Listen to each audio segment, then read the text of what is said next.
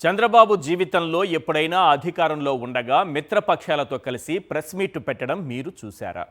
17 ఏళ్ల ముఖ్యమంత్రి అనుభవంలో ప్రజల కోసం, ప్రజా ప్రయోజనాల కోసం మిత్రపక్షాలతో కలిసి మీడియా ముందుకు వచ్చారా? ఒకే ఒక్కసారి వచ్చారు.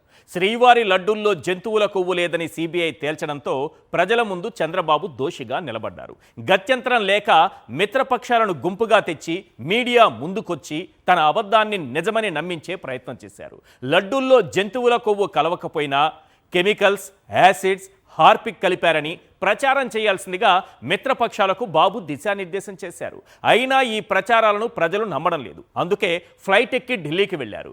మేం చేస్తున్న మహాపాపంలో మీరు కూడా భాగస్థులు కావాలని ఢిల్లీ పెద్దలను కోరేందుకే వెళ్ళారా, లేక రాష్ట్ర ప్రయోజనాల కోసం వెళ్ళారా? ఎల్లో మీడియాలో వచ్చిన బ్రేకింగ్ న్యూస్ చూస్తే జంతువుల కొవ్వు ఆరోపణలతో తాను ఒంటరిని అయ్యానని, ఢిల్లీ కూడా జత కలిస్తే దుష్ప్రచారం గట్టిగా చేయొచ్చని బాబు కోరినట్టుగా కనబడుతోంది. ఒక్కటి మాత్రం నిజం, పోలవరం నిధులపై కేంద్రంతో పోరాటం లేదు, రాష్ట్రానికి రావాల్సిన నిధులపై ఆరాటం లేనే లేదు. లడ్డూ పేరుతో రాజకీయమే బాబు ఫస్ట్ ప్రయారిటీ. ఒక్క లడ్డూ ఇష్యూతో ఎన్ని ప్రజా ప్రయోజనాలను బాబు పణంగా పెట్టారో తెలుసా? ఒక్క లడ్డూ ఇష్యూతో ఎంత అవినీతిని బాబు కరకట్ట కింద కప్పెట్టారో తెలుసా? ఒక్క లడ్డూ ఇష్యూతో ఎన్ని మోసాలకు జంతువుల కొవ్వు పూసి కవర్ చేశారో తెలుసా? ఒక్క లడ్డూతో 10 ఇష్యూలను బాబు ఎలా డైవర్ట్ చేశారో ఒక్కసారి మనం స్క్రీన్ పైన చూద్దాం. టాప్ 10 మాత్రమే. 10 ప్రధానమైనటువంటి అంశాలు ఏవేవి డైవర్ట్ చేయగలుగుతారు చంద్రబాబు? కేవలం ఈ లడ్డు, జంతువుల కొవ్వు, హార్పిక్, యాసిడ్ ఇవి రాష్ట్ర ప్రజలకు అందించి వాళ్ళ ముందు పెట్టి వాళ్ళ ఆలోచనలన్నింటినీ ఏ రకంగా డైవర్ట్ చేశారనే ఒక 10 పాయింట్లు తీసుకుంటే 20 నెలల్లో 3,27,000 కోట్ల రూపాయల అప్పు, 1వ తేదీన కూడా అందని జీతాలు. నెంబర్ 2, 5,000 కోట్ల విలువైన 55 ఎకరాలు, 5,000 కోట్ల రూపాయల భూములు గీతంకు దారాదత్తం. నెంబర్ 3, వర్షాగాళ్లకు, లూలుగాళ్లకు 99 పైసలకే 1,000 కోట్ల విలువైన భూములు. నెంబర్ 4, నకిలీ మద్యం, బెల్ట్ షాపులు, 1,000 కోట్ల లిక్కర్ స్కామ్. మొత్తం డైవర్ట్ అయిపోయింది. నెక్స్ట్ నెంబర్ 5, ఫీజు బకాయిలు, 3,000 రూపాయల నిరుద్యోగ భృతి, జాబ్ క్యాలెండర్, ఆరోగ్యశ్రీ బకాయిలు కూడా అన్నీ గాలికి కొట్టుకుపోయాయి. నెక్స్ట్, ప్రజలు ఎవరు చర్చించకూడదు, చంద్రబాబు కుట్ర ఇది. లడ్డూ పైన కుట్ర చేస్తారు, ఆ కుట్రతో మరో 10 కుట్రలు ప్రధానమైనవి. సీమ ఎత్తిపోతలకు మంగళం, పోలవరం నిధులు, నాసిరకం పనులు డైవర్ట్. నెక్స్ట్, 2,25,000 ఎకరాలకు అమరావతి అవినీతి విస్తరణ, కాంట్రాక్టు పనుల్లో దోపిడీ. ఎవరు చర్చించకుండా జాగ్రత్తగా లడ్డూ ఇష్యూ మాత్రమే ముందు పెడతారు. ప్రైవేటీకరణ దిశగా విశాఖ స్టీల్ ప్లాంట్ పరుగులు, 1,00,000 కోట్ల విలువైన ప్రభుత్వ మెడికల్ కాలేజీలను పీపీపీ పేరుతో దోచిపెట్టడానికి చేసే కుట్ర. నంబర్ 10, పెట్టుబడి సాయం లేక, మద్దతు ధర అందక రైతుల ఆత్మహత్యలు. టాప్లో ఉంది మన రాష్ట్రం రైతుల ఆత్మహత్యల్లో. మరి ఇవన్నీ ఒక్క లడ్డూతో, ఒక్క దెబ్బకు 2 పెట్టెలంటారు కదా, ఒక్క లడ్డూతో 10 డైవర్షన్లు చేయగలిగారు చంద్రబాబు నాయుడు గారు. ప్రజలు చర్చించాల్సినటువంటి అంశాలు, ప్రజలకు సమాధానం చెప్పాల్సినటువంటి అంశాలు, ఈ పరిపాలన ఏ రకంగా సాగుతోందో ప్రజలు చర్చించుకోవాల్సినటువంటి అంశాలు అన్నీ కూడా పక్కదారి పట్టాయి. అందుకే చంద్రబాబు నాయుడు గారిని కొన్ని ప్రశ్నలు అడుగుతున్నారు ప్రజలు.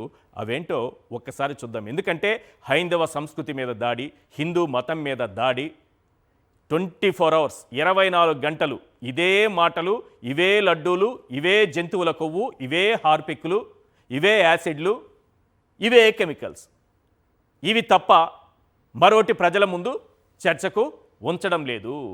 అసలు నిజమైన హైందవ ద్రోహి ఎవరు అనే ప్రశ్న తలెత్తినప్పుడు కొన్ని ప్రశ్నలు వస్తాయి. ఆ ప్రశ్నలకు సమాధానం దొరికితే హిందూ ద్రోహి ఎవరు, హైందవ సంస్కృతికి ద్రోహం చేసిందెవరు క్లియర్గా మనకు అర్థమైపోతుంది. క్వశ్చన్ నెంబర్ 1, రాజకీయ ప్రయోజనాల కోసం పవిత్రమైన శ్రీవారి లడ్డూల్లో జంతువుల కొవ్వని ఆరోపణలు చేసిన హిందూ ధర్మ ద్రోహి తమరే కదా బాబు? క్వశ్చన్ నెంబర్ 2, జంతువుల కొవ్వు లేదని సిబిఐ తేల్చిన కెమికల్స్, యాసిడ్, హార్పిక్ అంటూ దిగజారి ఆరోపణలు చేసిన హిందూ ధర్మ ద్రోహి తమరే కదా బాబు?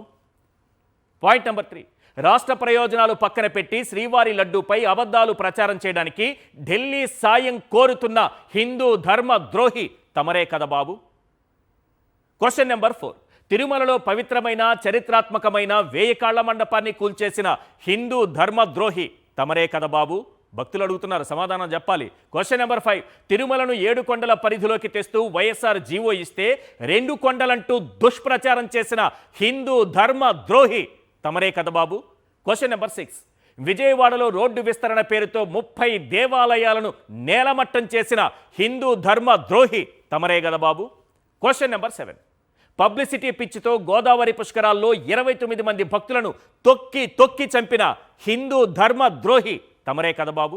క్వశ్చన్ నెంబర్ 8, రామతీర్థంలో రాముడి విగ్రహం తల నరికిన వాడికి సీఎం రిలీఫ్ ఫండ్ 5 లక్షలు ఇచ్చినటువంటి హిందూ ధర్మ ద్రోహి తమరే కదా బాబు? క్వశ్చన్ నెంబర్ 9, దుర్గగుడి, సింహాచలం, సదావర్తి భూములను అయిన వారికి బినామీలకి అప్పనంగా దోచిపెట్టిన హిందూ ధర్మ ద్రోహి తమరే కదా బాబు? క్వశ్చన్ నెంబర్ 10, అయ్యప్ప స్వామి మాల వేసుకునే వారి సంఖ్య పెరగడంతో లిక్కర్ సేల్స్ పడిపోతున్నాయని బాధపడిన హిందూ ధర్మద్రోహి తమరే కదా బాబు? ఈ 10 ప్రశ్నలు భక్తులు అడుగుతున్నారు. చంద్రబాబు నాయుడు గారు సమాధానం చెప్పాలి. వీటికి సమాధానం చెబుతారా లేదా అన్నది పక్కన పెడితే, ఢిల్లీకి వెళ్ళారు కదా, ఈ లడ్డూ పైన మద్దతు కూడగట్టడానికి జంతువుల కొవ్వు, హార్పిక్, యాసిడ్స్ ఇంకా చెప్తున్నారు కదా రసాయనాలు, వీటిపైన మరి చంద్రబాబు నాయుడు గారికి ఢిల్లీలో మద్దతు లభించిందా? ఢిల్లీకి వెళ్ళి అదే మాట్లాడారని మీరు ఎలా అంటారు? మీ దగ్గర ఉన్న ఆధారాలు ఏంటి? ఆయన వెళ్ళింది రాష్ట్ర ప్రయోజనాల కోసం, ఆయన మాట్లాడినవి అవే. మీరేమన్నా చెవులు పెట్టి విన్నారా అమిత్ షాతో మాట్లాడేటప్పుడు? టేబుల్ కిందో లేకపోతే ఎక్కడో బాత్రూముల్లో దాక్కుని విన్నారా అని అంటారేమో. నేను వినలేదు సార్. విన్నది వచ్చి టీవీ5 వినింది అమిత్ షా గారితో ఏం మాట్లాడారనేది. ఏబిఎన్ కూడా వినింది.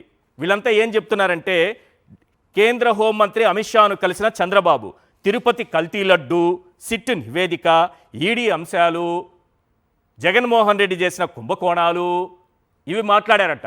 వాళ్ళు ఇచ్చిందే, ఇది నా స్క్రిప్ట్ కాదు. అక్కడ బెడ్రూముల్లో ఉన్నారా, బాత్రూముల్లో ఉన్నారా, సోఫాల కింద ఉన్నారా, మంచాల కింద ఉన్నారా, నాకు సంబంధం లేదు. అలాంటివి నేను చేయను. వాళ్ళు టీవీలో ఏం ప్రసారం చేశారో దాన్ని మాత్రమే చూపిస్తారా? క్లియర్గా చూపించండి. మరి ఇంత రాసిన తర్వాత పాపం జర్నలిస్టులు ఢిల్లీలో ఉన్న వాళ్ళు అడక్కుంటూ ఉంటారా చంద్రబాబు నాయుడు గారిని?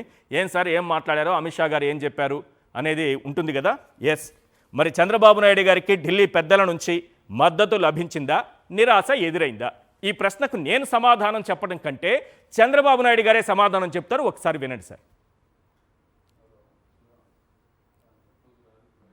No, we are meeting all ministers because new budget is coming. What are all the new projects and also what is the details, everything we are networking in the interest of Andhra Pradesh.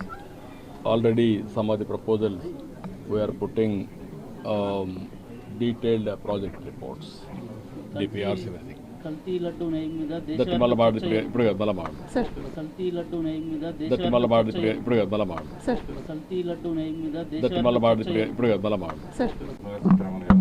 No, we are meeting all ministers. Yes, మొన్న మనం చూసాం 9 మందిని వెంటేసుకొని వచ్చి కూర్చున్నప్పుడు ఒక్కొక్కరి ముఖార విందాలు ఏ విధంగా ఉన్నాయి, ఏ విధంగా వాళ్ళు నిరాశతో ఒక అబద్ధాన్ని చెబుతున్నామనేటటువంటి భయంతో, పాప భీతితో ఎలాంటి ముఖాలు మనకు కనిపించాయో 9 మంది ప్రెస్ ముందు కూర్చున్నప్పుడు, ఈరోజు ఆ వెనుకున్నటువంటి పాపం రామ్మోహన్ నాయుడు గారిని చూడండి, ఆ పక్కన ఉన్నటువంటి పెమ్మసాని గారిని చూడండి. అసలు ఎందుకు మన చంద్రబాబు నాయుడు గారు, మన సీఎం గారు ఎంత యాక్టివ్గా కనిపిస్తారు రోజు, ఈరోజు ఎందుకు అంత డల్గా ఉన్నారు? ఏం జరిగి ఉంటుంది మాట్లాడదాం.